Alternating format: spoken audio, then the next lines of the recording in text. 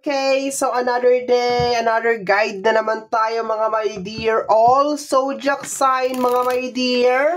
So, kagaya ng dating gawe, susubukan natin i-compress to my dear sa pinaka-maiksing oras mga my dear. So, medyo mabilis to. Anyway, mabilis naman ako magsalita. So, let's start my dear with your, this is ano pala ha, February 12, 2025 mga my dear. Let's start with you my dear Pisces. Okay? I could not let you get closer to me. Okay? So my dear Pisces, ito yung energy na parang nasusuklam ka my dear. Okay? Baka meron mga tao my dear na merong ginawang hindi maganda sa'yo today. Okay? Yun na nakukuha ko. Hindi ka naman galit. I can feel my dear na parang nadidismaya ka lang or parang you cannot believe my dear na magagawa sa iyo ng tao na yon or ng energy na yon my dear yung bagay na ito. Okay? Ramdam na ramdam ko my dear that you are so disappointed. Once again, hindi ka galit my dear Pisces. Wala akong nararamdaman na any anger na energy my dear Pisces. Ang nararamdaman ko over here is just disappointment. Posibleng meron mga tao my dear sa paligid mo or mga energy my dear na meron silang ginawa na posibleng nagpadismaya sa'yo today. Okay? So let's go tayo my dear Aquarius. Ikaw ang susunod. My dear Aquarius, eksena mo today, energy mo today, oracle reading tayo my dear. Okay, try natin i-compress tong reading na to sa pinaka maikling oras my dear para hindi tayo time consuming. Okay, my dear Aquarius. Aquarius, what is happening today? I'm looking for you everywhere. Okay? So, parang meron ka sigurong hinahanap today. I can feel some cravings. Okay? Baka meron ka mga gustong kainin today or baka meron ka gustong puntahan ngayon. Posible din may na baka meron ka mga namimiss na mga tao today. Pero ang sad na energy na nakukuha ko ngayon, posible itong mga tao na to ay posibleng wala na on this earth. Posible today is their anniversary or posibleng today is their death anniversary, my dear. You miss them so much. You're looking for something, craving for something, yun na nakukuha ko over here. I think din also you will be very busy then today. Okay, medyo maraming activity today, my dear. Pero ang pinaka-highlighted, my dear, is posibleng meron kang namimiss na tao. Ang sad na energy doon is posibleng hiwalay na kayo ng tao na to or posibleng wala na tong tao na to, my dear, na to sa buhay mo, my dear. Posibleng today is your anniversary yung dalawa or kanyang anniversary ng kanyang pagkawala my dear sa buhay sa mundong ito my dear. And I can also feel na parang meron ka mga gustong kainin or parang meron ka mga gustong gawin today. Okay? So let's go tayo my dear Capricorn. My dear Capricorn, February 12. Okay? I hope that you can forgive me one day. Okay? So, nakukuha ko dito, my dear, konting realization, my dear. Okay? Nakukuha ko konting konsensya today, my dear Capricorn. So, possibly, my dear, baka meron ka mga sinabi or baka meron ka mga nagawa, my dear Capricorn, na parang hindi mo naman talaga sinasadya. I can feel, my dear, because of anger. Baka sa sobrang galit mo, my dear, meron ka mga nasabi, my dear, or meron ka mga nagawa this past few days. And, I can feel na parang nagsisisi ka, my dear. Ay, konting pagsisisi over here. I think parang gusto mo mag-reach out or parang gusto mo manghingi ng apology, my dear, today. Meron mga ganon or parang gusto mo magkaroon ng closure today. Pero pakiramdam ko hindi matutuloy, my dear, na dahil medyo parang pinanghihinaan ka ng loob or baka natatakot ka, my dear, sa magiging reaction ng person na ito. Namatay yung isang candle natin, my dear. We need to continue. Okay? So, let's go tayo, my dear. Ang ginawa ko kasi dyan, pinapatay ko siya after reading. Dapat hindi ko siya pinapatay. Okay, so let's go tayo, my dear Sagittarius. Okay, my dear Sagittarius. Let's go tayo, my dear. My dear Sagittarius, let me see what is going on today. February 12. We have here, I look for you everywhere, okay? So, my dear, nakukuha ko dito, parang meron kang hinahanap, my dear, okay? Yun ang nakukuha ko over here. Baka nawawalan ka ng mga gamit today, or baka meron mga nami-misplace, my dear, na mga gamit-gamit, okay? So, ayan, parang meron kang hinahanap, or baka meron kang hinahanap na tao, my dear. Baka meron mga taong hindi nagpaalam sa'yo, meron mga pinuntahan somewhere, pero more on material, my dear, ang nakukuha ko dito, my dear. Baka meron kang mga ma-misplace, my dear, na mga mga gamit-gamit, mga kagamitan, cellphone, my dear, today, or baka meron kang mga gustong trabahuin, okay, baka pinaplano mo siya, my dear, tapos nung dumating na, my dear, yung February 12, hindi mo na alam, my dear, kung ano yung gagawin mo, or parang hindi siya naka-organize. I can feel also na parang hindi ka naka-organize today, so baka meron kang mga bagay, my dear, na parang makaligtaan mong gawin, okay, yun ang nakukuha ko, my dear, today, okay, so once again, mag-ingat, my dear, sa mga gamit, sa mga, alam mo, cellphone, bag, pera, yung mga ganyan, kasi posibleng ma-misplace mo itong mga bagay na ito, my dear, okay? Let's go tayo, my dear, is Scorpio. Let's go tayo, my dear, Scorpio. Scorpio, February 12, my dear. We have here, I feel you leaving me behind, okay? This is energy, my dear, na parang iniiwasan ka or parang somebody's abandoning you, my dear. Posibleng nag-i-expect ka, my dear, ng message sa kanya, or parang nag-i-expect ka na i-contact ka niya anytime soon. Yun na nakukuha ko, my dear, dito, my dear, Scorpio. Pero parang iniiwasan ka, yun na nakukuha ko dito, my dear. Parang iniiwasan ka or parang ayaw kang kausapin, yun na nakukuha ko, my dear. Okay, wala naman ako nakukuha any alitan sa inyong dalawa. Pakiramdam ko parang siguro may obligasyon tong tao na to sa'yo, or baka merong pinangako tong tao sa'yo na to, and then parang ayaw niyang gawin, or parang basta iniiwasan ka lang niya. Baka may utang sa'yo itong tao na to, my dear, tas iniiwasan ka niya, my dear, or baka ayaw ka lang talaga niyang kausapin kasi baka, alam mo yon, basta, parang iniiwasan ka niya. Ayoko sabihin, my dear, na parang natotoxican siya sa'yo, my dear, pero parang ganun na nga yung energy. Parang pakiramdam niya, my dear, parang ayaw ka niyang kausapin today. For some reason, kung anong reason, my dear, Scorpio, hindi pa masyadong maliwanag. Baka meron tong utang sa'yo, my dear, or baka parang, alam mo yun, ayaw niya lang talagang kausapin ka, okay? So, may mga tao, my dear, February 12, na ayaw kang kausapin or iniiwasan ka. Kung anong kadahilanan yun, my dear, hindi pa masyadong maliwanag. Okay, my dear Libra? My dear Libra, February 12, 2025, my dear, let me see. Sa araw na to, my dear, sabi ng Oracle card is, the timing just wasn't right for us. Okay, so nakukuha ko dito, my dear, parang meron ka mga bagay na gustong mangyari sa araw na ito, my dear. Medyo na meron ako nakukuhang pressure, okay? Parang gusto mo mangyari ngayong araw na to, my dear, pero parang hindi talaga siya mangyayari ngayong araw na to. Posibleng baka meron ka mga deadline, schedule, mga pinaplano, binabalak, my dear, na posibleng makancel din, my dear, sa araw na to. So, do not feel bad, my dear. Baka posibleng ano lang talaga, hindi lang talaga ito yung panahon, my dear, para mangyari yung mga bagay na yan or ma-accomplish mo yung mga bagay na yan, my dear, okay? Better luck next time or sa susunod na araw, my dear. So, meron mga cancellation, my dear, sa araw na ito. Kung meron ka rin mga kausap, my dear, sa araw na ito, there's a tendency, my dear, na baka mag-cancel sila sa usapan ninyo, my dear, or kung meron ka mga business meeting or mga business transaction, my dear, sa araw na to, posibleng mag-cancel sila, my dear, sa araw na to. I think naman meron naman valid reason kung bakit sila magka-cancel or bakit sila magbaback out sa araw na to. But, pinaka-highlight, pinaka-overall na energy, my dear, dito is parang meron ka mga bagay na gustong mangyari or meron ka gustong ma-accomplish, my dear, ngayong araw na to, February 12, na hindi siya mangyayari. Kung, for example, meron kang gustong tapusin, meron kang project, hindi siya matatapos kaagad-agad ngayon, my dear, February 12. Okay? Lagyan mo ng konting extension, lagyan mo ng konting expansion, my dear, yung mga due date or yung mga deadline mo. Okay? So, let's go tayo, my dear Virgo.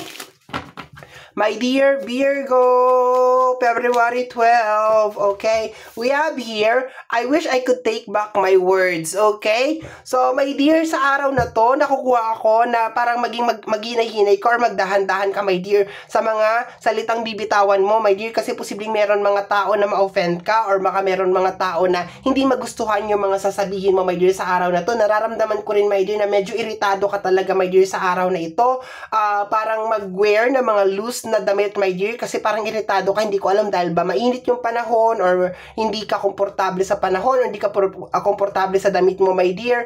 I can feel na, yun nga, mag-ingat ka lang, my dear, talaga sa mga bibitawan mo na salita. It really doesn't matter kung medyo iritado ka, my dear Virgo, or baka na-trigger ka ng mga tao sa paligid mo. I will be just very, very careful, my dear, sa mga salitang bibitawan ko sa araw na to, kasi baka hindi mo na mabawi yan, my dear, at sa bandang huli pa, my dear, baka mabaliktad pa ang situation. Okay? So, let's go tayo, my dear Leo. February 12, para sa iyo, my dear Leo. Tingnan natin. Okay, we try to compress this reading talaga, mga my dear. Okay, pasensya na kung medyo bitin yung mga message. This is just only guidance, my dear. Okay, my dear Leo, tingnan natin. Kumukuha lamang tayo ng guidance para sa araw na to. Okay, tingnan natin, my dear Leo. Let me see. Energy mo ngayon, February 12. Okay, we have here, I bury myself in work to forget you. Okay, so it's really confirmed, my dear, na marami kang gagawin ngayong araw na to. Posibleng very hardworking ka, very workaholic ka, my dear, sa araw na ito. Okay, and meron ka na dito, my dear, isang bagay na gusto mong makalimutan, my dear. Pero yung energy niya, my dear, is more on dinadala ko sa energy na parang ayaw mo lang talagang tanggapin or parang ayaw mo lang talaga harapin. Parang isang katotohanan, my dear, na binibigay sa'yo ng ating buong may kapal or nilalatag sa'yo, my dear, ng ating buong may kapal, ng ating creator, my dear, na ayaw mong tanggapin. Napaka-busy ka ngayon, napaka-busy mo ngayong araw na to, my dear. Napakarami mong ginagawa, my dear. Pero sa tingin ko, my dear, kaya mo to ginagawa, my dear, is para lang talaga matakasan, my dear, yung isang bagay na ayaw mong harapin, my dear. Okay? So, wag masyadong abusuhin, my dear, ang katawan, my dear, because ang ating kalusugan ay ang ating kayamanan. Okay? So, let's go tayo, my dear Cancer. Let's go tayo. Maganda naman, my dear Leo, na marami kang ginagawa. Pero, alam mo yon, just take it really, really slow. At saka kung meron kang mga bagay na parang ayaw mong harapin, my dear, it's better na, alam mo yun, take a rest, okay? Para makapag-decide ka, okay? We both know that I am not the one for you, okay? So, nakukuha ko dito, may konting tension, my dear. May konting differences, okay, my dear Leo? My dear Cancer pala, sorry. So, my dear Cancer, may konting differences nakukuha ko dito. Parang hindi pagkakaunawaan.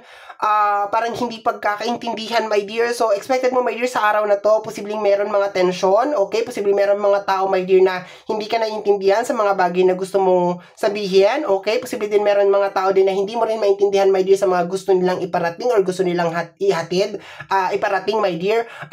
May tension dito, my dear, sa card na to, okay? May ano dito, mayroong energy. We both know that I am not the one for you, okay? Posible din, my dear, na parang hindi mo na rin kayang tiisin yung energy ng isang tao. Parang nakukuha ko dito na parang hindi mo na rin kayang makipagbagkunwari. Yun ang nakukuha ko, my dear. Kaya kayo nagkakaroon siguro ng tension kasi baka hindi mo talaga siya gusto, my dear, or talagang mainit talaga yung dugo mo sa kanya for the longest period of time. Pero this time, my dear, parang umabot na talaga sa punto, my dear, na baka magkaroon ng tension or magkaroon kayo ng debate or hindi magkaroon kayo ng hindi pagkakaunawaan, my dear. Okay? So, my dear, kung hindi mo gusto yung mga tao talaga or sadyang mainit yung dugo mo sa mga tao, my dear, is better talaga na umiwas ka para hindi tayo magkaroon ng problema ngayong February 12. Kasi nakukuha ko talaga, my dear, merong mga tension, hindi pagkakaunawaan, mga konting debate or mga sagutan, my dear, na pwede mangyari ngayong February 12. Okay, so let's go tayo, my dear. My dear Gemini. My dear Gemini, we need to let each other go. Okay? So, ang nakuha ko dito, my dear, is more on releasing yung isang bagay. Okay? So, nakukuha ko, my dear, baka magdi-decluttered ka, my dear. Baka maglilinis ka rin ng bahay mo. Baka meron ka rin mga gamit, my dear, na ile-let go mo na, finally.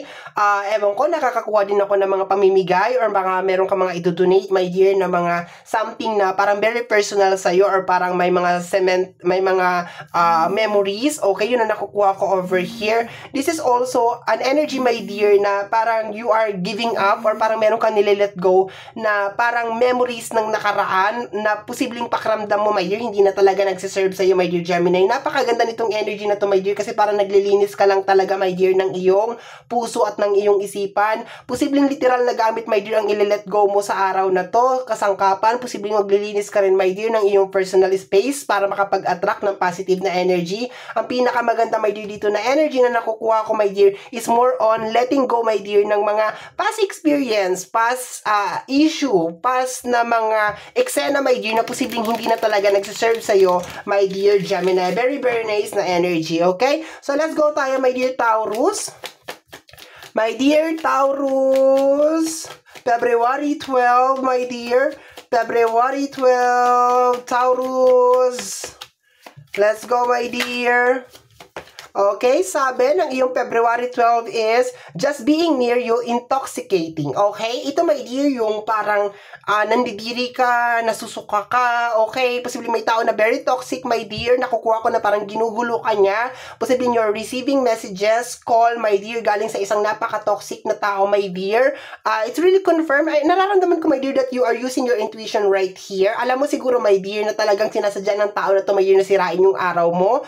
Napaka-toxic ng tao na to, posibleng wala nang magandang sinabi or wala nang magandang ginawa talaga, my dear.